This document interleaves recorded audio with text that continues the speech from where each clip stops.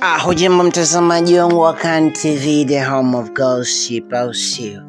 Mbosso Khan, rais wa mahaba, miwaga na mwita, the king of love of East Africa, au sio? Mtoto anajua mapenzi kuyaelezea na kuandika, mwandishi bora kabisa East Africa. Ameamua kuachilia Power Remix, unaona, 3 kwa mpigo.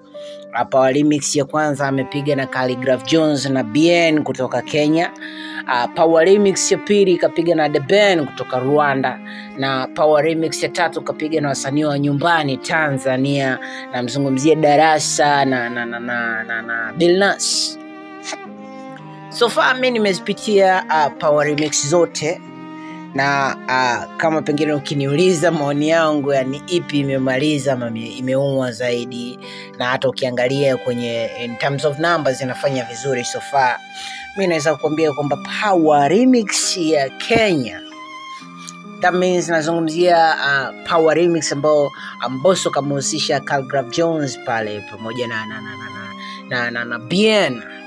So unajua so far hiyo imenigusa mahali, unajua kaweza sana. Sijui kama mtazamaji wangu maoni yako pale kwenye comment section, niandikie ni yapi unahisi ya kwamba kati hizi Power Remix 3, ya Tanzania, ile ya Rwanda na pamoja na ya Kenya, ni ipi ambayo imekumaliza.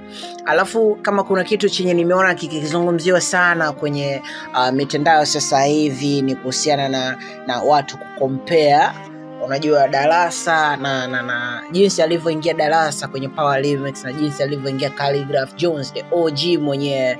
Unaona kuna watu wamekuwa wakileta points zao, maoni yao tofauti kuhusiana na nani kaua zaidi kwenye Power Remix between Darasa na Khaligraph Jones. Kumbuka kwamba hao wote ni marapa. So ukiniuliza mimi binafsi naweza kukwambia kwamba OG bana OG. Japo Darasa verse yake aliyopiga is one of the most amazing verses, unajua kaua pale, lakini OG ile verse amepiga baba.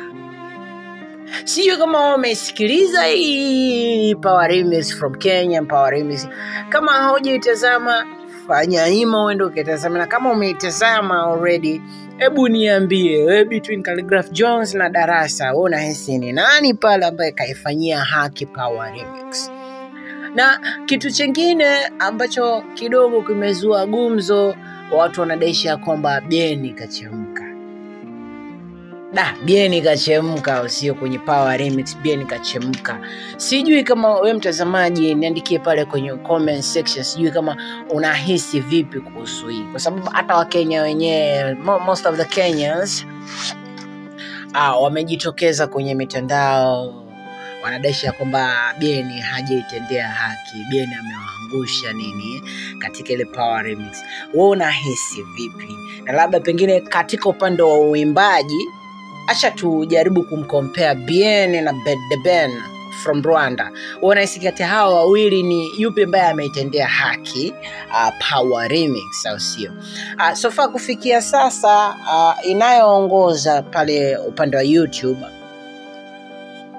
the Power Remix ambayo inaongoza pale upande wa YouTube ni ile ambayo ni Mbosso featuring Bien na Khaligraph Jones, ikifuatiwa na ile ya Tanzania Darasa pale pamoja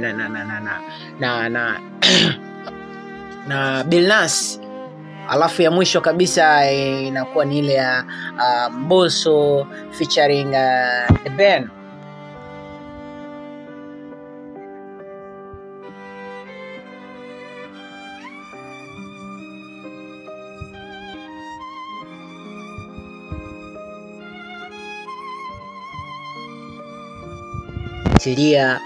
Mziki wa bongo wa kutoka Kenya.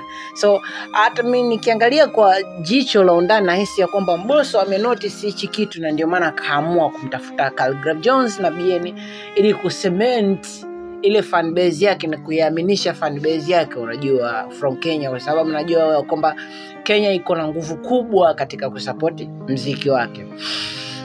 Tell me kama umesikiliza hizi ngoma tatu ya The Remix, Power Remix from Rwanda, Power Remix from Kenya, Power Remix from Tanzania. Uniambie ni ipi umeiona bora pale kwa comment section, na chengine pia niambie kwa nini unahisi Uganda imeachwa nje. Sasa kuna baadhi ya mashabiki walikuwa wanauliza mbona Mbosso hangetafuta msanii mkali, one of the artists from Uganda. Kuna wengine wakawa wanatania wanasema kwamba Uganda hakuna wasanii wakali. Unakuta wewe unahisi ni kwa nini Mbosso hakutafuta msanii from Uganda kupiga naye another remix of the song Power, au sio? Otherwise, nimeshukuru sana kwa kutazama video.